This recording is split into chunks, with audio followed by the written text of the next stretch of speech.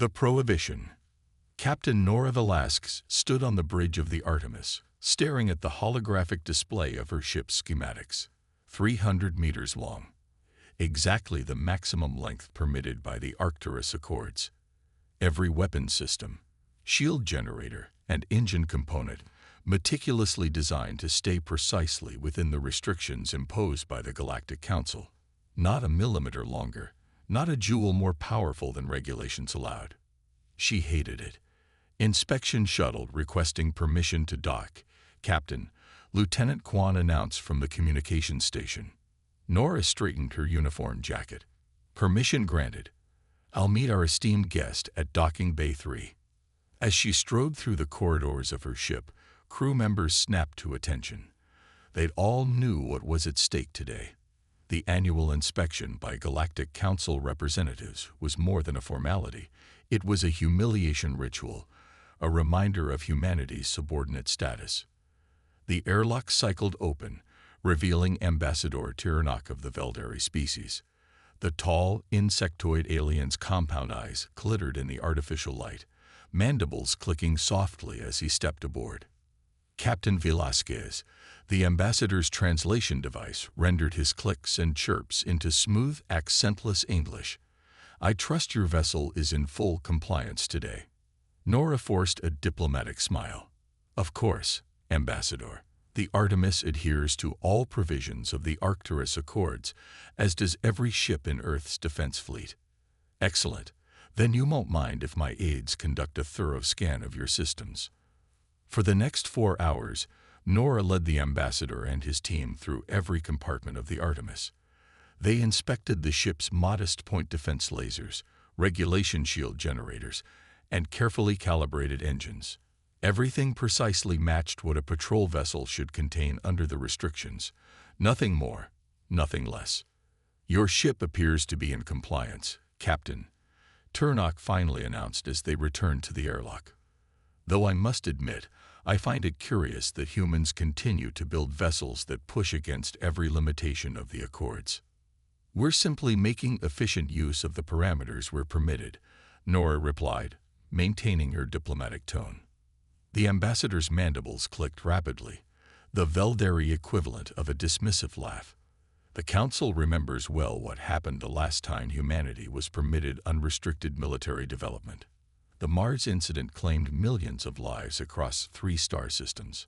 That was 80 years ago, Ambassador, before we even understood proper interstellar protocols. And yet the human drive for expansion and militarization remains unchanged. Tirnak's compound eyes fixed on her. The restrictions exist for everyone's safety, Captain, even yours. After the inspection shuttle departed, Nora waited until it was safely beyond sensor range before returning to the bridge. Status report, she demanded. Commander Jackson Way, her executive officer, looked up from his console. All camouflage systems functioned perfectly. They detected nothing beyond our permitted specifications. Nora nodded grimly. Set course for Proxima Station. Emergency protocols. Captain. Way's expression showed confusion. We're scheduled to patrol the Tav City transit lanes for another week. Those orders have been superseded. She activated the secure terminal at her command station, entering a series of authorization codes. A classified message appeared, encoded with Admiral Hassan's personal cipher. Sentinel Protocol activated. All AVALABL vessels REPORT to Pedwar XIMA station. IMNEDA ELI. Classification. Extinction. LEVL EVE end. 5 days later, the Artemis arrived at Proxima Centauri, Earth's nearest stellar neighbor and home to humanity's oldest off-world colony. But instead of docking at the public spaceport, Nora directed her ship toward what appeared to be an uninhabited region of the system's asteroid belt. Transmitting authentication codes now, she ordered as they approached what seemed to be nothing but space dust and rocks. A moment later, the void ahead of them shimmered and parted, revealing what should have been impossible: a massive shipyard hidden behind advanced holographic camouflage. Within the protective embrace of the asteroids floated ships that defied the Galactic Council's restrictions. "My God," Y whispered beside her. "How long has this been here?" "Project Phoenix has been underway for 15 years, Nora replied. "Need to know basis only." The largest vessel dominated the center of the hidden shipyard, nearly 800 meters long, its sleek hull bristling with weapon emplacements that would make any Council warship seem primitive by comparison. Admiral Hassan greeted them personally when they docked. The aging officer's face was grim as he led Nora and her senior staff through the secret facility to a secure briefing room. 3 days ago, our deep space monitoring network detected this, Hassan said without preamble, activating a holographic display showing a region of space beyond the Council's protected zones. The hologram zoomed in to reveal dozens, no, hundreds, of ship signatures moving in tight formation. Nora's blood ran cold as she recognized the configuration. The Hive. Yes, Hassan confirmed. A swarm 3 times larger than the one that attacked the Rigel colonies last year. The Hive, a collective consciousness of insectoid creatures that consumed everything in their path, had emerged from unknown space 2 years earlier. The Galactic Council had dismissed them as a regional threat, unworthy of committing the main Council fleet. They're bypassing Council space entirely and heading directly for our colonies in the Ta-Ceti system, Hassan continued. From there, they have a straight path to Earth. But the Accords, Commander Y protested.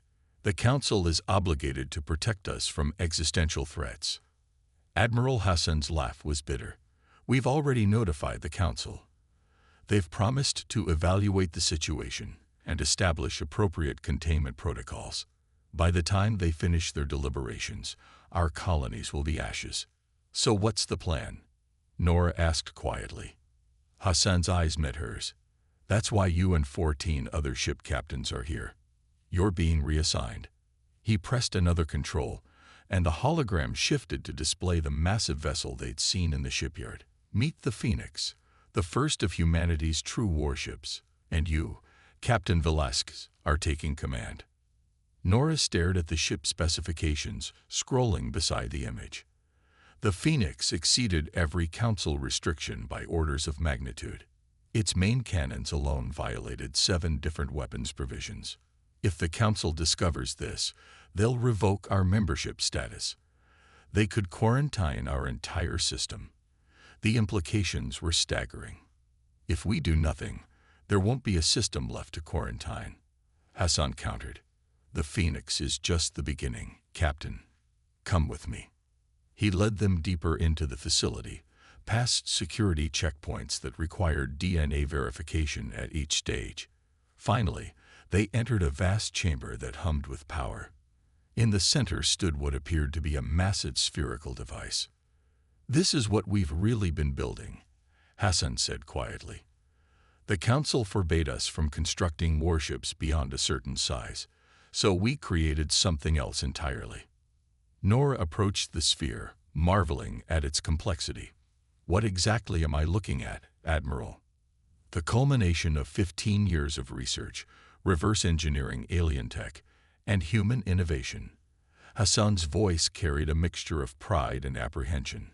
We call it the Nexus, and if our calculations are correct, it's about to change the balance of power in this galaxy forever. How does it work? That's what you're going to find out. Hassan handed her a secure data crystal. These are your new orders, Captain. You'll take the Phoenix to intercept the Hive. The Nexus prototype has already been installed in your ship's central core. And my crew will be supplemented with specialist personnel who understand the technology. Hassan's expression was grave. I won't lie to you, Nora. This is a desperate gamble, but it's the only option we have left if humanity is to survive. As they prepared to leave the briefing room, Hassan added one final thought. The Council forbade us from building warships because they feared our potential. Perhaps they were right to be afraid. Later, as Nora stood on the bridge of the Phoenix, watching her crew take their stations, she felt the weight of humanity's future settling on her shoulders. Earth had played by the Council's rules for 80 years, accepting their restrictions and humiliations in exchange for the promise of protection. That protection had proven hollow. "All systems online, Captain," reported her new tactical officer, Lieutenant Commander Reese, a woman Nora had never met before today, but who apparently had been working on Project Phoenix since its inception. "Nexus core is stable. Navigation reports ready," added Commander Wee, who had transferred with her from the Artemis. "Course plotted to intercept the Hive fleet at the edge of the TOF CD system." Nora took her place in the command chair, feeling the subtle power thrumming through the deck beneath her feet. Whatever the Nexus was, it was unlike any technology she had encountered in 15 years of space service. "The Hive will reach our colonies in 72 hours, she addressed her bridge crew. "We'll be there in 48. Humanity has played defense long enough." She gave the order that might change the fate of her species forever. "Take us out." As the Phoenix glided from its secret berth, shedding the holographic camouflage that had hidden it from Council observers, Nora thought about Ambassador Turnok's parting words. "The restrictions exist for everyone's safety," he had said. Perhaps it was time to show the galaxy exactly why they had been so afraid of humanity all along. The revelation. The Phoenix dropped out of FTL. At the edge of the TOF CD system, its advanced sensors immediately detecting the Hive fleet's radiation signature. They had arrived with 12 hours to spare before the enemy reached the colony. "Status report," Captain Nora Velasquez ordered, studying the tactical display. "Nexus core functioning at optimal parameters," Lieutenant Commander Reese reported from her station. "Power systems are stable." Commander Wei looked up from the sensor array. "Captain, I'm reading over 300 Hive vessels. Largest concentration is approximately 15 million kilometers from TOF City IV, our most populated colony." Nora absorbed this information with outward calm, though her mind raced through calculations. A single ship, even one as advanced as the Phoenix, against 300 enemy vessels represented odds that no conventional military strategist would accept. "Open secure channel to TOF City Defense Command," she ordered. "Inform them we're implementing Protocol Black Shield. All civilian vessels are to move behind the gas giants. Defense platforms should conserve power and await my signal." As her communications officer carried out her instructions, Nora turned to Reese. "It's time you told me exactly what the Nexus can do." Reese nodded and activated a secure holographic display at the captain's station. The Galactic Council's restrictions focused on conventional weapon systems, mass drivers, energy weapons, missile technology. They never restricted research into what they considered theoretical physics. The display showed a complex mathematical model that Nora recognized as quantum field theory. "The Nexus isn't a weapon in the traditional sense," Reese continued. "It's a quantum entanglement amplifier. It creates a localized distortion in space-time that can selectively disrupt matter at the subatomic level. In plain English, Commander, it turns the fabric of space itself into a weapon, Captain. But to do that, it needs two things: enormous power and precise targeting data." We looked up sharply. "You're talking about controlled disruption of fundamental forces. That borders on prohibited technology under Section 7 of the Accords." "It doesn't border on it," Reese replied grimly. "It shatters that prohibition completely. But the Hive doesn't play by Council rules, and neither can we anymore." Nora considered this. The Council's restrictions had always seemed arbitrary and politically motivated, rather than based on genuine safety concerns. Now she understood. They had been keeping humanity from developing precisely this kind of revolutionary technology. "How do we deploy it?"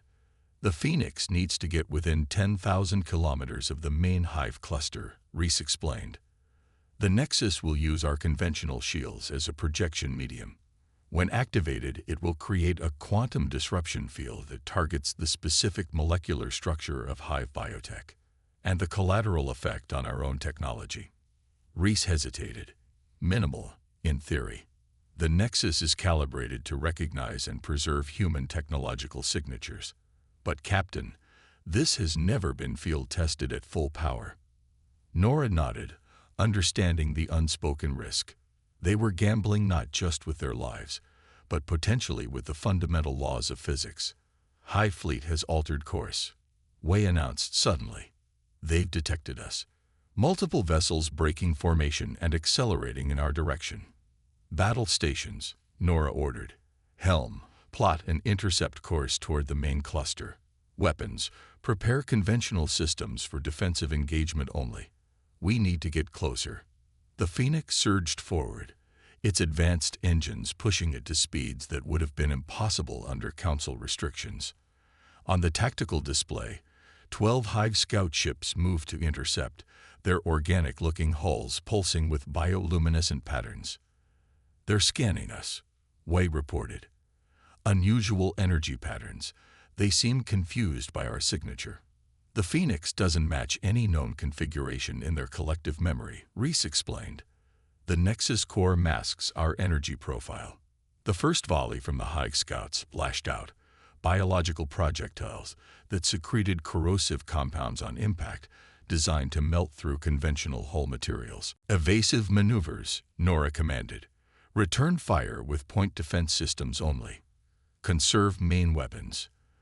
The Phoenix banked sharply, its automated defense grid neutralizing most of the biological projectiles. Those that struck the hull sizzled against advanced ablative armor that had been specifically designed to resist Hive weaponry. 8,000 kilometers to optimal deployment range, the helm officer reported. Captain, Wei called out, I'm detecting a high-energy transmission from the edge of the system. Council frequencies. Nora felt a flash of anger. Now they show up. On screen. The main view screen flickered to life, showing Ambassador Turnok's insectoid features. The Veldari's compound eyes widened visibly as he took in the bridge of a ship that, by all Council records, should not exist. Captain Velasquez, the ambassador's voice was cold with fury. You are in command of an unauthorized vessel that violates no fewer than 27 provisions of the Arcturus Accords. Power down immediately and prepare to be boarded. With respect, Ambassador, we're a bit busy preventing the extinction of a Council member species, Nora replied.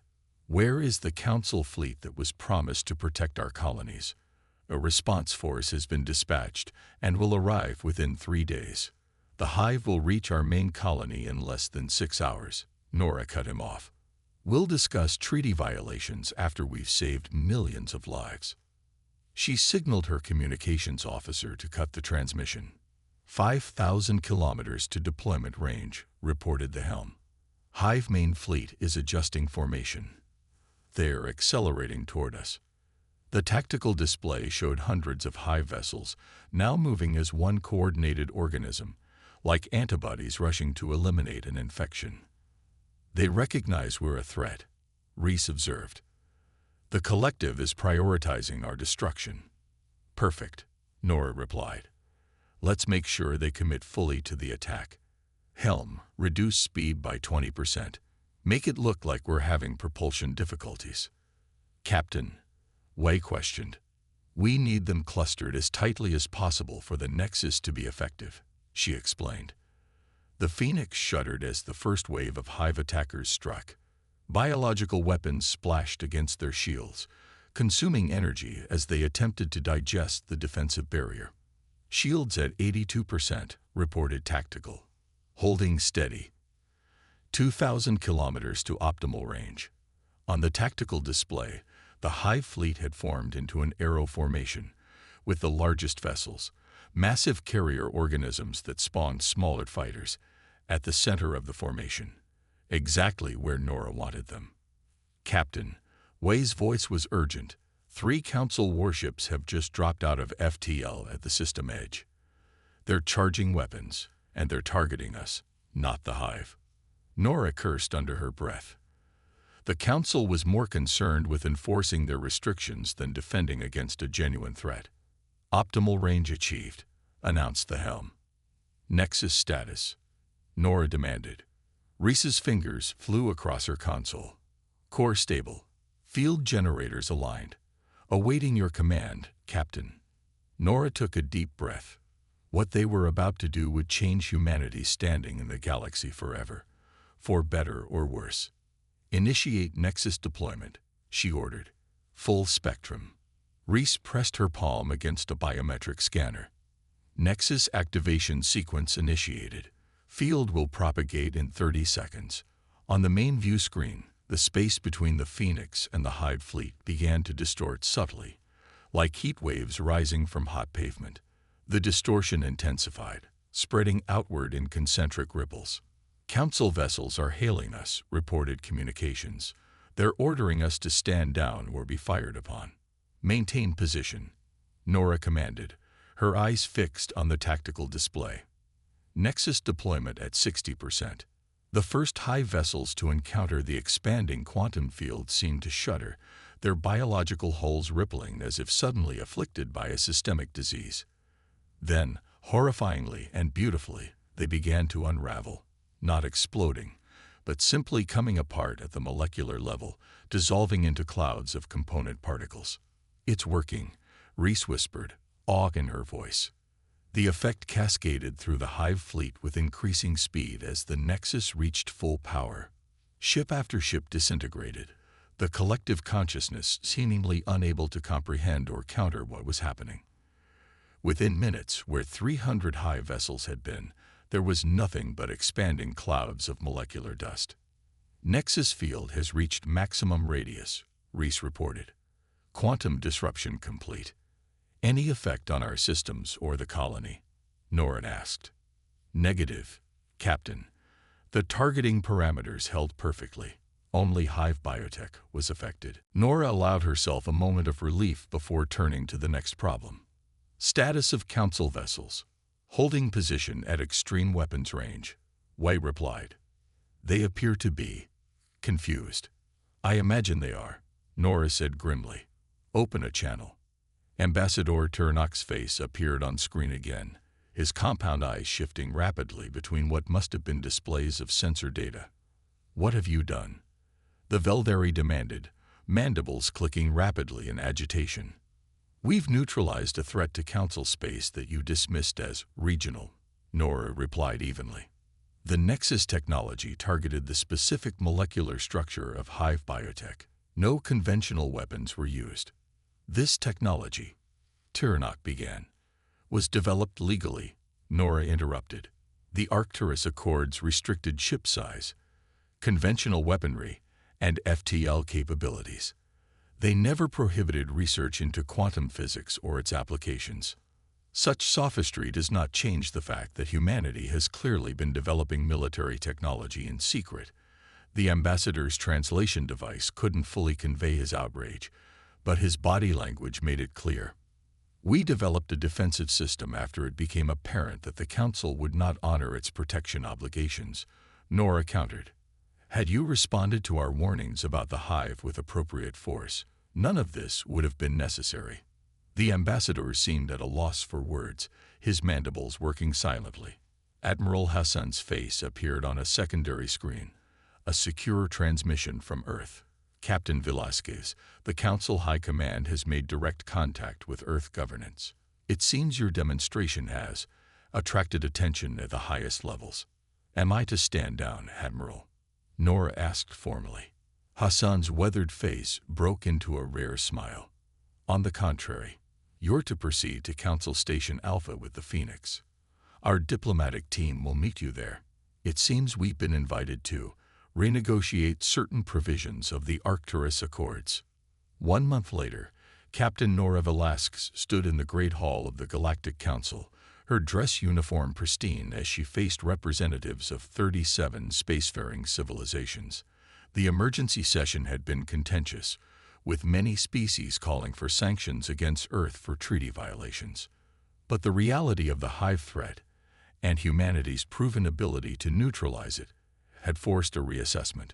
The Council recognizes that the threat assessment protocols established under the Arcturus Accords have proven inadequate, intoned the Veldari High Counselor, who had replaced Ambassador Turnok after the diplomat's abrupt reassignment.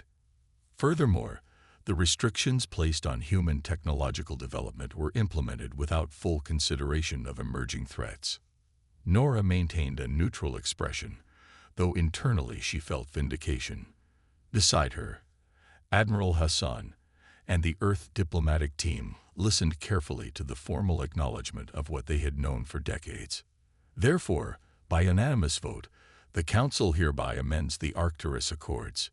Humanity's status is elevated to full defensive partner, with all restrictions on conventional military development rescinded. Murmurs rippled through the gathered representatives. Some species were clearly uncomfortable with the decision, but none could deny the effectiveness of the Nexus technology against a threat that had concerned them all. In exchange, the High Counselor continued, Earth will share defensive applications of Nexus technology with Council research teams and contribute ships to the combined defense fleet. Admiral Hassan stepped forward to formally accept the terms, but Nora's attention was drawn to a small group of representatives huddled in discussion at the edge of the chamber. They represented the oldest Council species, the founders who had established the power structures that had kept younger civilizations like humanity in check for centuries. They were afraid, she realized, not just of the Hive, but of what humanity had proven itself capable of. The Council hadn't restricted Earth's military development out of concern for safety. They had done it to maintain their own dominance. As the formalities concluded and the Earth delegation prepared to depart, a Veldari aide approached Nora. The High Counselor requests a private word, Captain Velasquez. She followed the aide to a small antechamber where the Veldari leader waited, his compound eyes studying her with an intensity that his predecessor had never shown. An impressive achievement, Captain, he began without preamble. The Nexus technology represents a paradigm shift in defensive capabilities. Thank you, Counselor. Earth is pleased to contribute to galactic security. The Veldari's mandibles clicked softly. A sound Nora had learned indicated thoughtfulness. Tell me, Captain, how much of the technology have you actually shared with us? The question was direct, unexpected. Nora chose her words carefully. The technical specifications provided to the Council are complete and accurate. For the version demonstrated at Ta City, perhaps. The High Counselor moved closer. But my scientists tell me the theoretical framework suggests broader applications. Nora maintained eye contact with the alien leader.